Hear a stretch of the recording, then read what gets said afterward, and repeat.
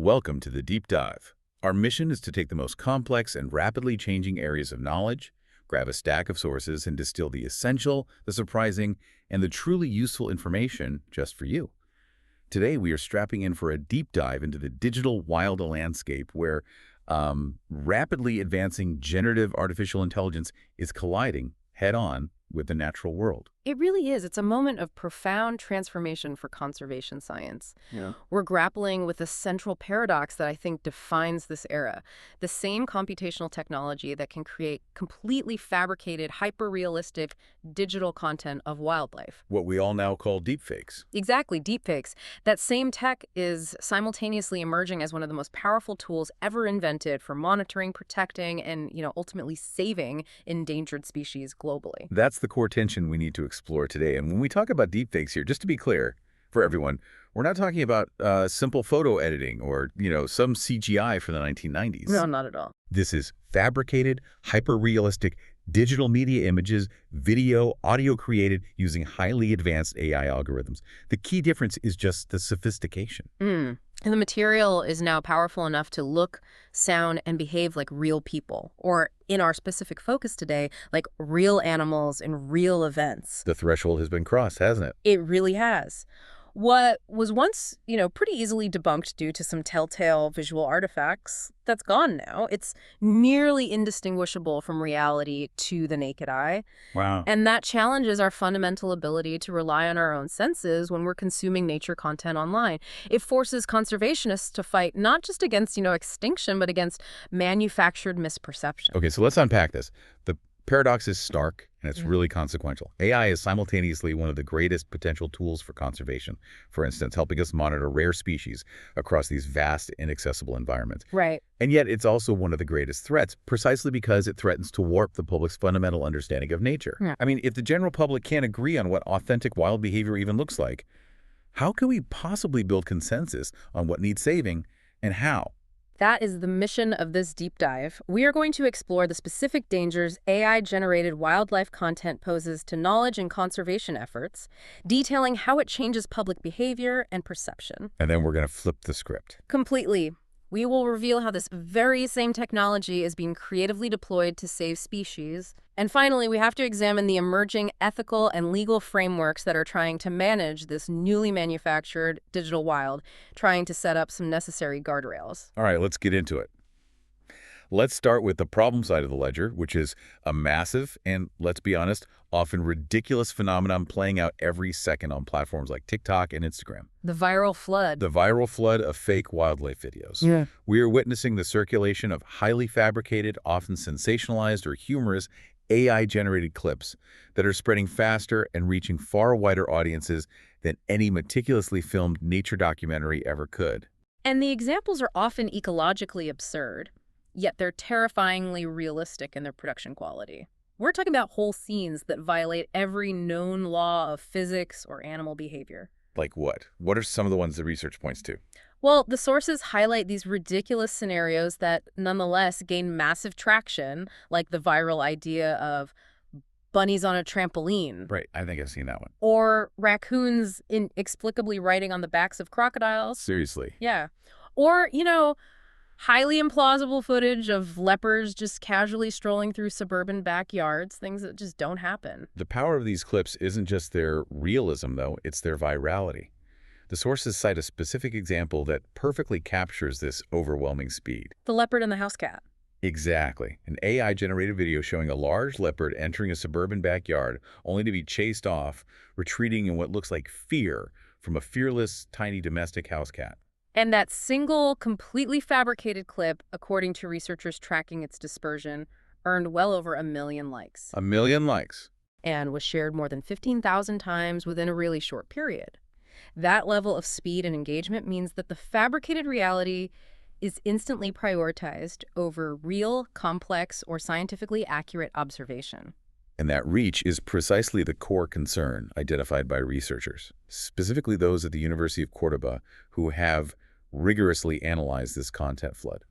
They highlight 3 interconnected issues that stem directly from consuming this kind of viral content. The first one is the most straightforward. It leads to profound misperceptions of how wild animals actually behave. Right. The idea that a leopard, a keystone predator, would casually enter a human-occupied area and then be scared away by a species it would normally prey upon or avoid is it's biologically improbable.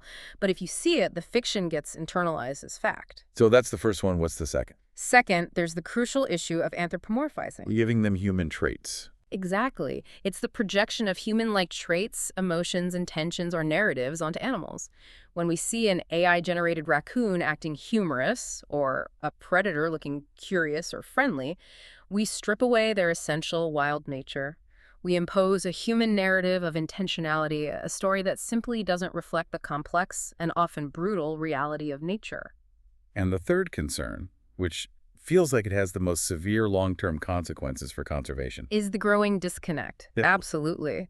If the public is conditioned to find synthetic nature, the absurdity, the humor, the immediate gratification of the fabricated story more engaging, more accessible, and more entertaining than the difficult, slow, and often frustrating authenticity of the real natural world, then they lose something. they lose the ability to appreciate or even recognize the fragile value of actual wildlife. So we move from a psychological misperception to actual tangible consequences for conservation policy and funding.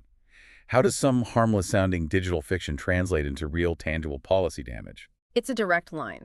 When society is fundamentally misinformed about ecological relationships, conservation effectiveness is undermined. Take the example of, unpopular species. Like snakes. Like snakes. The researchers cite videos that portray bird parents killing or attacking what are labeled as evil snakes, often through aggressive, anthropomorphic narration. These videos lead social media users to comment in favor of this lethal outcome, celebrating the birds and vilifying the snakes. So the public is effectively voting for the elimination of a species based on a deepfake narrative. Exactly. And if public sentiment is hostile towards snakes because they're portrayed as villains, any effort directed towards snake conservation, even if those snakes are vital apex or mid-tier predators crucial for controlling pests, will be undermined. It just won't get the funding or the support. Right. Misinformation on a microscale leads to apathy, or worse, outright hostility towards necessary conservation goals on a macro scale. And it fuels the illegal trade. If these deepfakes make a dangerous or exotic animal appear friendly and manageable, it lowers the perceived risk of ownership. Absolutely. Misleading content, particularly content that portrays wild or exotic animals as friendly companions or pets, significantly increases public interest and demand for keeping these exotic animals. So you see a video of a cute, slow loris. Yes, and if an AI deepfake makes a typically aggressive or shy animal look harmless and affectionate, say, a slow loris or a wild cat cub, it effectively creates a false marketing campaign for the exotic pet trade, regardless of the animal's actual welfare needs or legal status. This is a critical moment to put this AI fabrication into its historical context because, visual manipulation in nature media isn't entirely new. No, it's not. I remember the sources describing traditional nature documentaries using a great analogy. They said they were a bit like sausages. I love that one. You enjoy the taste, but maybe you shouldn't ask too closely how they were made. Exactly. That analogy is highly instructive. We have to differentiate the intent of traditional manipulation from AI. For decades, the manipulation of wildlife visuals was standard practice because of the sheer difficulty of filming nature. Right. It was a practical problem. It was. Traditional documentaries were often storytelling reenactments, using scripts, specialized green screens, and early CGI to composite actions or place animals where they needed to be to advance the narrative. And it extends beyond just the visuals, right? I mean, think about sound. Oh, absolutely. Raw audio capture in the field is almost impossible to get clearly, especially at high fidelity. So sound effects, what they call Foley, are routinely added in post-production. So the dramatic growl of a tiger. The crunch of snow, the crisp snap of a twig you hear on screen, that was very likely recorded in a sound studio. And the narrative fabrication was also extensive. Footage was frequently pieced together, stitched from days, weeks, or even months of material to create a continuous, compelling storyline. Right. Whether it's the sequence showing a male albatross patiently waiting for its partner or following a sloth's arduous expedition across the forest canopy, these were fabricated sequences. They were designed to maintain viewer interest, often sacrificing chronological truth for emotional coherence. And one source even pointed out that some essential footage, like close-ups of specific ant species, was filmed in a custom-built artificial lab environment. Yeah. So the key distinction then is intent and acceleration. The intent of the sausage analogy manipulation was, ostensibly still to deliver factual educational information, overcoming technical limits. Exactly.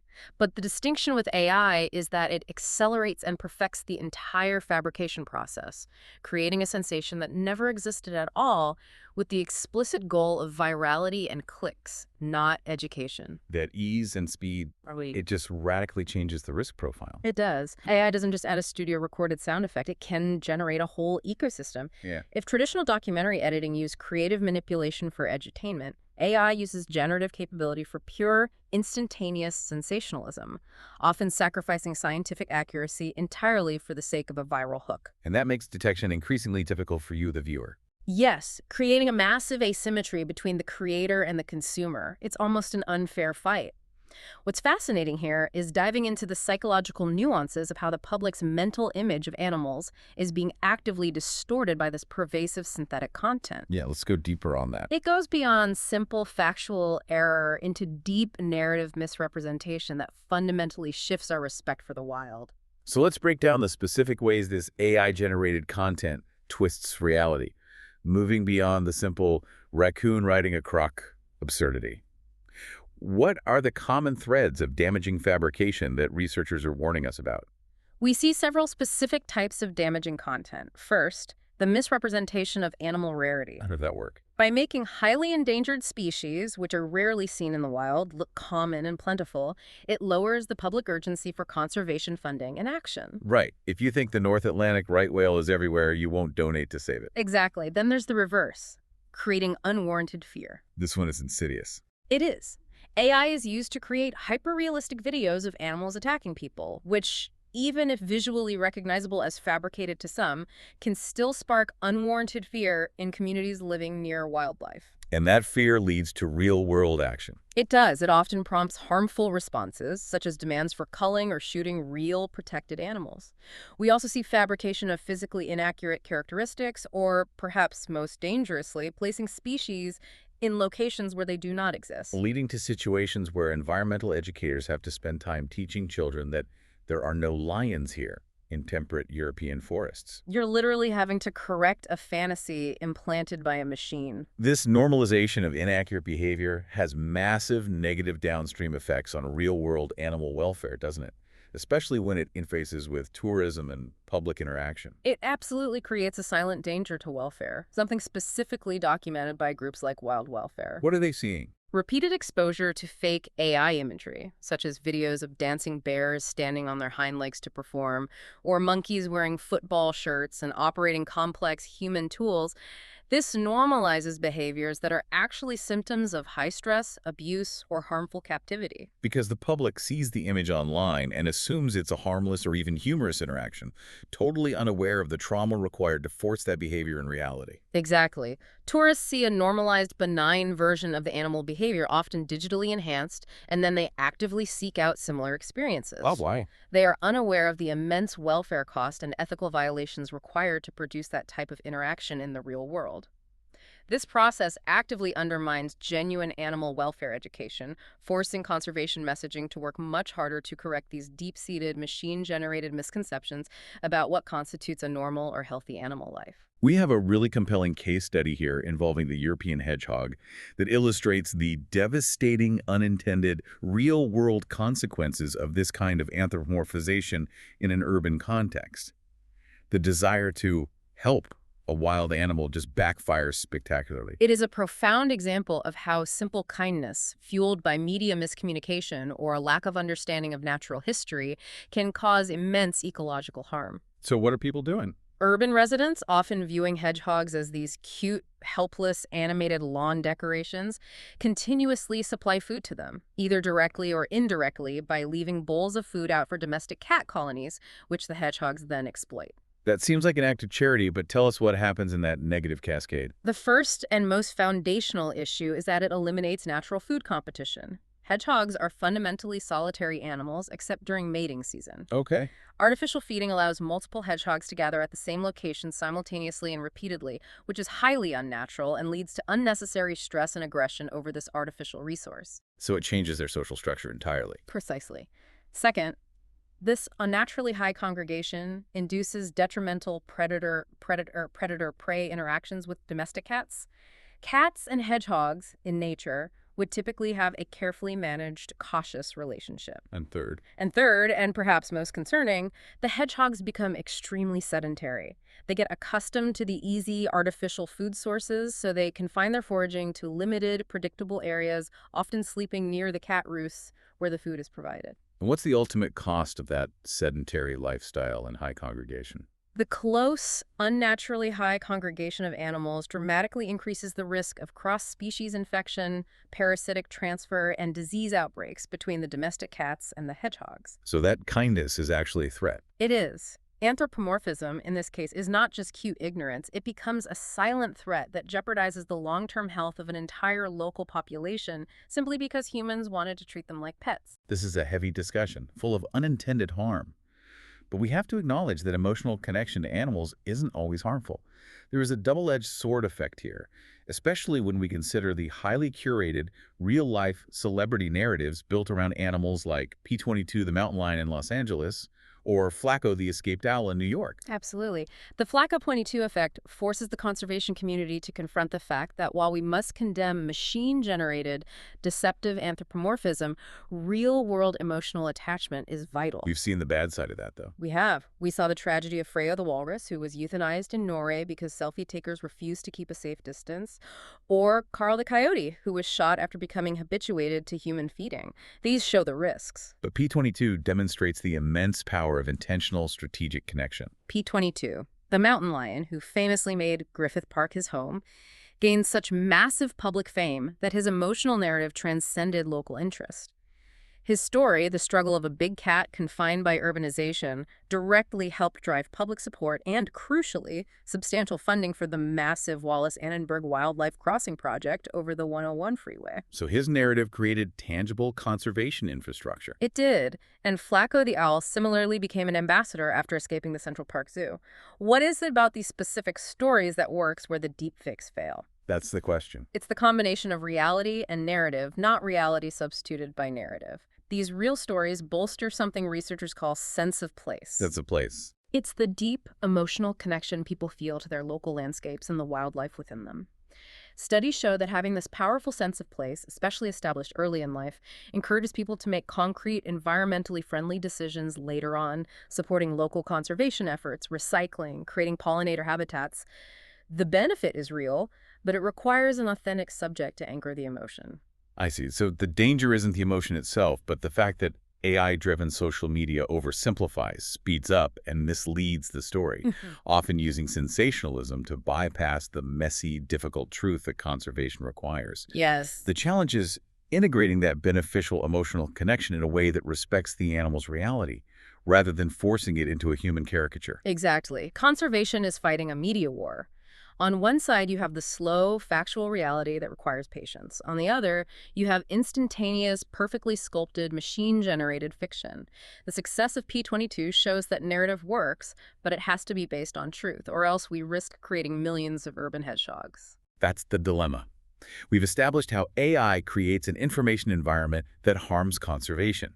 Now, let's flip the script entirely and look at how these exact computational dark arts, the models and algorithms used to create those fake videos, are now being commissioned by conservationists and researchers to save endangered species. And this is where it gets really interesting. Yeah. This pivot relies on understanding the core scientific challenge: data scarcity.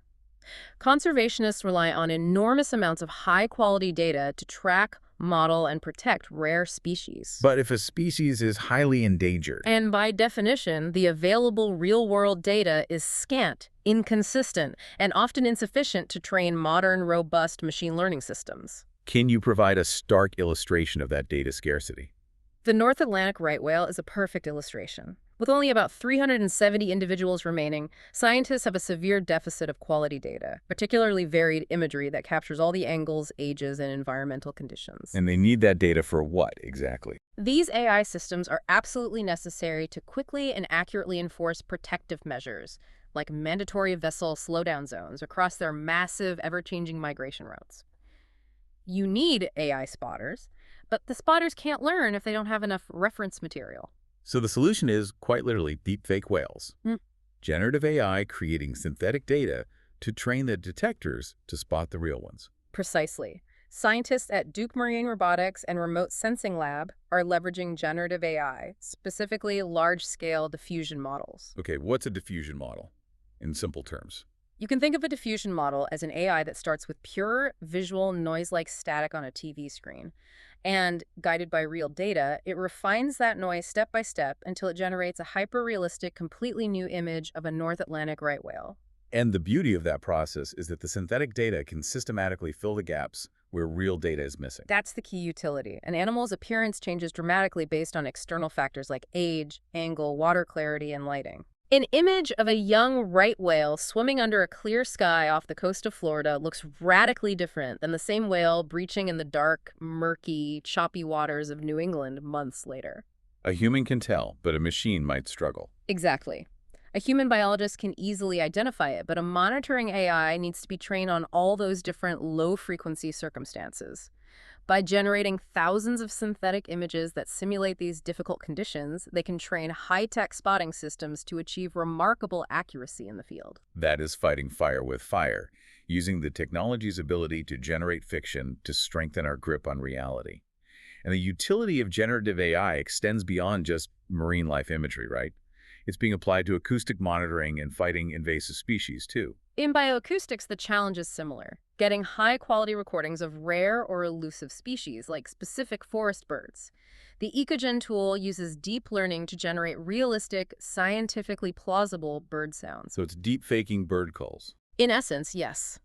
This effectively expands the sound libraries necessary for automated ecological monitoring without requiring extra disruptive fieldwork that might stress the animals. And that technique has been proving to make a measurable difference in the science. It has. Studies demonstrated that augmenting real sound libraries with these artificial sounds generated by Ecological improved birdsong classification accuracy by an average of 12%. 12% is huge. That percentage gain is immense when you consider the sheer scale of monitoring needed for thousands of species across vast reserves. Now let's move to the land conservation side. Weeds don't sound as exciting as whales, but they pose an enormous economic and ecological problem. They are an absolute disaster. Consider the toxic leafy spurgeweed, an invasive species responsible for causing up to $45 million in damages annually to U.S. beef and hay production. So ranchers need a way to spot it early. They need drone-based AI systems to detect it early across massive properties, but they lack satellite imagery of the weed and all its potential environmental disguises to effectively train the AI. How does generative AI solve that environmental data gap? Researchers at Carnegie Mellon University created synthetic images of the leafy spurge.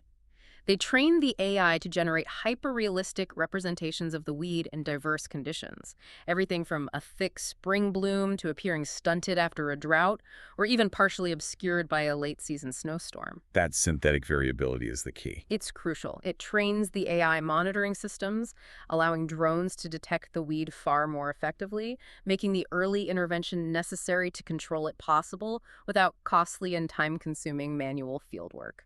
Moving beyond purely wild species, this technology is also finding incredibly valuable ethical applications in improving animal welfare and productivity in livestock farming, specifically using generative adversarial networks, or GANs.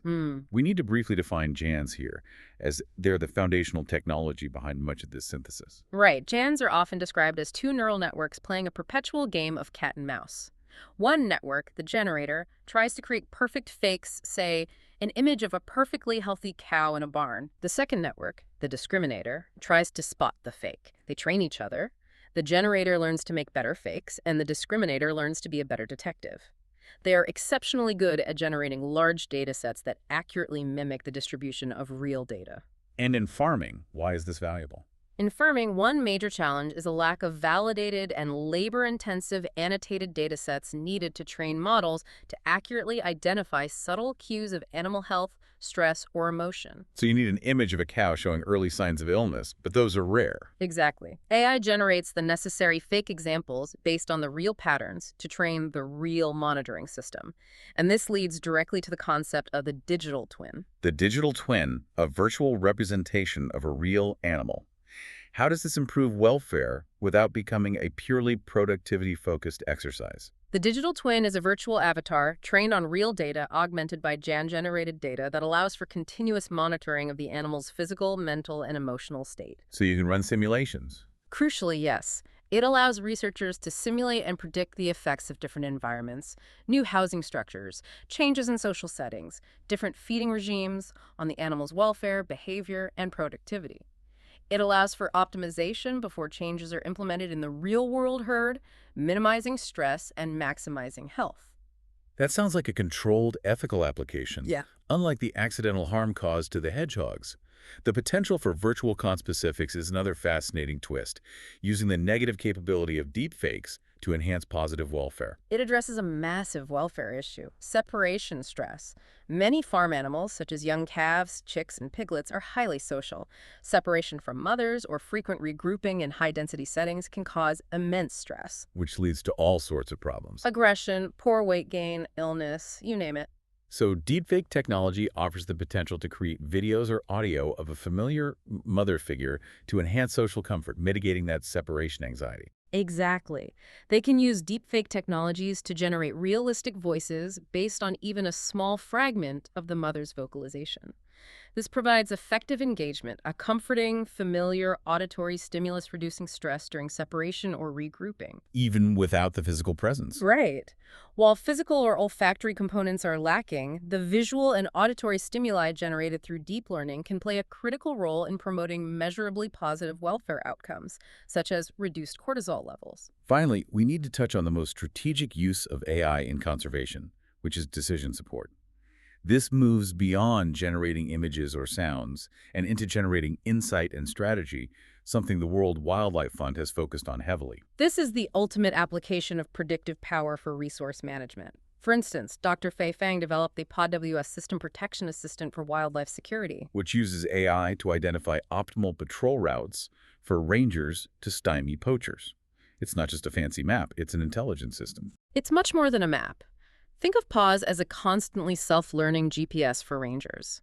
It integrates massive streams of diverse data weather patterns, historical poaching events, sensor data from motion cameras, even market prices for illicit goods, to constantly recalculate the probability of where a poacher will be next. Allowing the few available rangers to maximize their impact. Yes, and it also predicts where deforestation is likely to occur next, allowing for preemptive intervention. And it handles data integration on a scale humans simply cannot manage. Absolutely. It integrates massive, diverse streams of real-time data from various sensors, bioacoustics monitors, environmental DNA analysis, motion cameras, to form a holistic, instantaneous picture of the environment. And researchers are taking it a step further. They are. Researchers like Lily Zhu are pioneering the use of AI-based causal reasoning. We need to slow down on that term, causal reasoning. What does that mean in practical conservation policy? How is it different from standard statistical AI? Okay, so standard AI might tell you there is a strong correlation between increasing tourism A and decreasing tiger populations B. Okay, A is linked to B. Right. Causal reasoning, powered by more advanced AI, attempts to answer the more critical question: did A cause B, and if so, through what specific mechanism? It moves beyond predicting the what to understanding the why. And that's vital. It is, because effective policy requires understanding the root causes of success or failure globally. So moving from correlation to causation allows conservation groups to allocate scarce resources much more effectively. Exactly. And all these insights feed into larger decision frameworks, such as the ARIES system. ARIES uses symbolic AI, a distinct type of AI that focuses on logic, rules, and if-then reasoning rather than statistical probabilities. So it's less about math and more about logic. In a way, yes. This framework takes the raw data and the causal insights and puts them into clear, actionable guidelines that support concrete decision-making in the field, helping practitioners understand the long-term, complex consequences of their choices. The immense power we just described, the ability to generate hyper-realistic, usable synthetic data, or to predict global conservation failures, is exactly why the guardrails around deepfakes matter so much. If we step back to the broader societal context, the general dangers of deepfakes are staggering And they aren't limited to wildlife. The societal stakes are alarmingly high, primarily because the technology enables highly personalized and sophisticated cybercrime. Right. The hyper-realistic impersonation capability, particularly face and voice swaps, is a massive tool for fraud. The most chilling example cited in the sources involves cybercriminals successfully posing as a company's chief financial officer and other executives in a series of Zoom meetings. And they were convincing enough to breach a massive security firewall. Absolutely. The fidelity of the voice synthesis was so high that experienced financial officers were fooled into authorizing wire transfers, leading directly to a loss of $25 million. $25 million. This isn't just about confusing the public. This is about direct financial and structural warfare using synthetic media. And on a personal level, the malicious intent behind deepfakes is often deeply destructive. Yes. They are tragically used to harass, intimidate, demean, and spread false, often intimate information.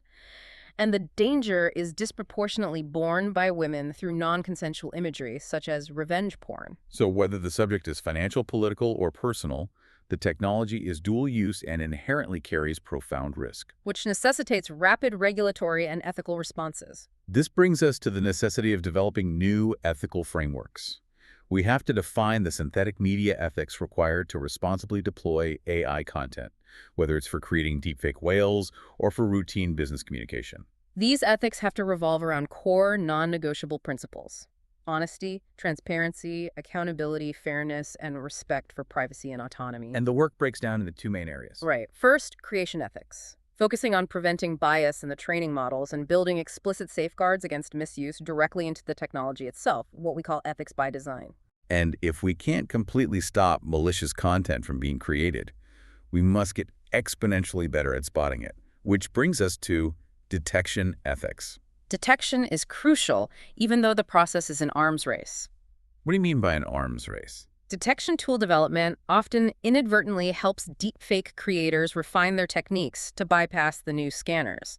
But tools like Fake Catcher and Microsoft's Video Authenticator tool are being developed to help the average person and journalists discern fact from AI-generated content. And for media organizations? The ethical mandate is clear. Avoid redistributing content generated for malicious purposes and, crucially, clearly label any AI-generated content used for illustration to avoid misleading audiences, especially on sensitive conservation topics. Speaking of labeling, major platforms are starting to adopt industry transparency standards, reacting to the sheer volume of synthetic media they are hosting. We can look at TikTok as a bellwether. They now encourage creators to label content that has been completely generated or significantly edited by AI. For example, If the primary subjects, whether they are people or animals, are portrayed saying something they didn't say, or if their appearance has been substantially altered with a face swap. and they're doing some automatic labeling too. Crucially, yes. TikTok automatically labels content created with its own AI effects, or content that contains C2PA content credentials metadata attached. Okay, what are C2PA content credentials? They are essentially a digital fingerprint. C2PA, the Coalition for Content Provenance and Authenticity, is a technical standard that embeds cryptographic data, or metadata, into a file the moment it's created. Okay, you can track it. It allows its origin and all subsequent modifications to be tracked and verified. If TikTok sees this digital stamp, they automatically label it as synthetic. The platform also takes a hard line against content showing fake crisis events or public figures being bullied. And Meta, which includes Facebook, Instagram, and Threads, is adopting a similar approach, focusing heavily on transparency rather than blanket removal. That's right. Meta is now adding AI info labels based on two triggers: either the detection of these industry-shared signals, like C2PA, or the user self-disclosing that the content is AI-generated. So they're moving away from just taking things down. Yes, Meta has publicly revised its policy. They're agreeing with expert feedback that providing transparency and context through labeling is often superior to outright removal, unless the content violates explicit policies like harassment or voter interference. The challenge is preserving open dialogue while minimizing the damage of deepfakes. This issue has moved so fast, it is now fully engaging legislative and legal systems across the globe. We've seen a large number of states enacting or pursuing laws specifically targeting deceptive synthetic media. And often focused on the integrity of elections and non-consensual imagery. That's been the immediate legislative focus due to urgency. Right. States like Alabama, California, and Michigan have enacted or proposed legislation aimed specifically at election interference, requiring disclaimers or prohibiting distribution in the crucial weeks before an election. Simultaneously, many states are enacting criminal penalties specifically against the unlawful dissemination of intimate or pornographic imagery created using AI. And at the federal level, we have the proposed Deepfakes Accountability Act, H.R. 5586, which sets broad, new, sweeping requirements for transparency. That federal proposal is comprehensive and technologically specific. It aims to mandate both technological provenance, the metadata fingerprint, and explicit disclosures for any deepfake intended for internet distribution. What would that disclosure look like? For audiovisual records, this means not just written text appearing throughout the visual element, but a clearly articulated verbal statement identifying the record as altered, plus a concise description of the alteration. And for audio only? For audio-only records, that verbal statement must be required at the beginning and repeated at intervals if the record exceeds 2 minutes. And what are the teeth behind this law? If someone fails to disclose that their deepfake is malicious, It establishes severe criminal penalties for failure to disclose if the intent is malicious. To humiliate a person with sexual content, to cause violence, to interfere in an election, or if the deepfake is created by a foreign power intending to influence a domestic debate. but most importantly for our conservation audience, It grants a private right of action. it's a critical legal mechanism. Yeah. What does that private right of action mean in the context of conservation? It's tremendously empowering. It means that victims, whether they are individuals or organizations, don't have to wait for the government or the Department of Justice to act. They can directly bring civil actions for damages or injunctive relief against those who create or distribute malicious deepfakes that violate disclosure requirements. So a group like the WWF could sue. Potentially, yes. For a conservation organization, this means they could potentially sue the creators of a viral malicious deepfake that demonstrably damages public trust, fundraising efforts, or policy initiatives based on misinformation. It provides a direct legal remedy. Furthermore, the act addresses the ongoing need to win that detection arms race we talked about. Yes, the proposal requires the Department of Homeland Security to establish a deepfakes task force. This task force is mandated to research and develop detection technologies and facilitate cooperation with the private sector. The explicit goal is to ensure that reliable detection technologies are available to U.S. private sector internet platforms, including social networks, unless national security interests prevent it. Let's bring this regulatory and ethical debate back to the aesthetic level for our final point. The ethical debate in wildlife photography. If AI can enhance images used for powerful conservation messaging, like the P22 narrative, where do we draw the line between artistic license and factual integrity? It's a really thorny debate. The argument being made by some in the wildlife photography community is that photography is fundamentally an art form, and therefore, artistic license allows for some deviation from objective, raw reality. So they're saying minor edits are okay. They argue that limited AI, you say removing a distracting branch or adding a balancing branch that was conceptually part of the scene, is ethically comparable to traditional edits like altering lighting or sharpening contrast. But where does that limited use become deception, undermining the truth of the image? That's the core question. The crucial factor must be intent and transparency. The modification has to be minimal and consistent with the habitat and the scene's natural context. And it can't change the facts. Critically, it must not alter the photograph's factual content, core message, or integrity. If you remove a branch that obstructs a leopard's face, the image remains authentic to the moment captured. If you alter the leopard's behavior, add an animal that wasn't there, or place it in a fabricated location, you cross an ethical line that destroys the photograph's value as documentary evidence. Well, so the line is drawn at changing the truth. If the change is made transparently, and the goal is aesthetic clarity, it remains acceptable within artistic bounds. But if the change fundamentally alters the core truth of the wildlife, it becomes deception. And that is what the conservation photography community is fighting to prevent through clear, industry-wide ethical guidelines. So what does this all mean? We started in a digital wild, where fake wildlife content, from raccoons riding crocodiles to leopards chased by house cats, is flooding social media, eroding the public's science-based understanding of nature, Right. and potentially undermining essential conservation funding and ethical animal welfare efforts. We then realized that the exact same deep learning models are being leveraged by top scientists at Duke, Carnegie Mellon, and with the WWF to create synthetic data that is actually helping us spot highly endangered whales and accurately fight invasive weeds. We are living in a moment of profound, uncomfortable tension. We need an authentic, science-based understanding of nature to drive effective conservation policy. Yet, the immense utility of synthetic data and AI tools requires us to redefine what authentic means in a rigorous scientific context. Yeah. The shift we discussed, from objective wildlife science to the necessity of human connection and carefully crafted narrative, the P22 and Flacco effect, shows us that knowledge and passion must evolve together to meet the challenge of the digital age. Media literacy and critical thinking are no longer optional extras for you, the citizen. Yeah. They are now essential conservation skills. I completely agree. Because your ability to discern fact from machine-generated fiction determines whether or not public support materializes for a cause and whether the policies enacted are based on real ecology or viral absurdity. That's the crux of the issue. Given that AI can now generate highly accurate, usable synthetic data to train critical monitoring systems for endangered species, and considering how much conservation success relies on emotional, often anthropomorphized narratives, this raises an important question that you must consider. Yeah, what is that question? Does the power and utility of AI force us to admit that in the fight to save the planet, usefulness and emotional impact might sometimes be more important and more effective than objective reality? You have to ask yourself, are we trying to save the authentic natural world or the narrative that inspires us to act?